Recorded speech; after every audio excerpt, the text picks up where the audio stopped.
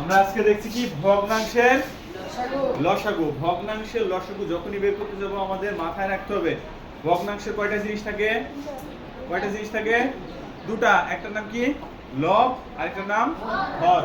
তো আমাদের প্রশ্ন হবে কি ভগ্নাংশের যখনই লসাগু করতে যাব তখন আমার ভগ্নাংশের লব গুলানের করব লসাগু। লব গুলানের কি করব? লব গুলানের লব লব লবের লসাগু। আর হরের কি করব? হরের কি করব? গসাগু। গসাগু। বুঝছো কি? লবের কি করব?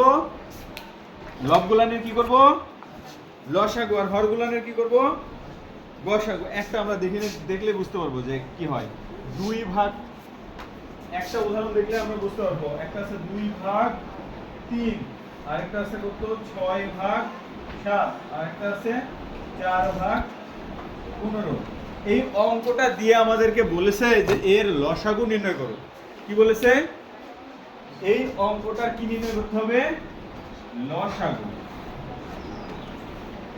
যখনই লসাগু নির্ণয় করতে যাবো আমাদের কাজ কি বলে দিয়েছি।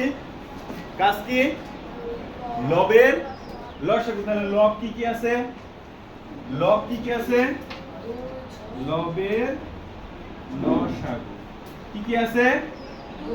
2 6 4। একটু লসাগু করে ফেলি। কতবার যায়? 2 বার যায়। 2 1 কে 2, 2 দুগুণে 6, 2 দুগুণে 4। আর যাওয়ার সম্ভাবনা আছে? নাই। তাহলে আমরা কি করি লসাগুর বেলায়? লসাগুর বেলায় কি করি? সবগুলোকে গুণ করে ফেলি। তাহলে গুণ করে ফেলি 2 গুণ 1 গুণ 3 গুণ 2। তাহলে কত হয়? 2 1 কে 2, 3 দুগুণে 6, 6 দুগুণে 12। পরে উঠাও। 6 দুগুণে কত হলো? 12। বলেছিলাম কি লবের কি করব? লসাগু বের করেছি কত? আর হরের কি করতে চাইছি? হরের কি করতে চাইছি? গসাগু। তাহলে হরের আমরা করে ফেলি যে হরের গসাগু। হর গুণগুলো আছে এখানে 3 আছে, 7 আছে আর 15 আছে। তাহলে আমরা কি জানি সবগুলাকে কি যাইতে হয়? সবগুলাকে কি যাইতে হয়? ভাগ যাইতে হয় না? সবগুলাকে কি ভাগ যায় এখানে? সবগুলাকে কি ভাগ যায়? যদি ভাগ না যায় তাহলে কি করি? উত্তর কত করি? 1 করি না? 1 করি। তাহলে এখান থেকে হরের আমরা গসাগু কত পেলাম?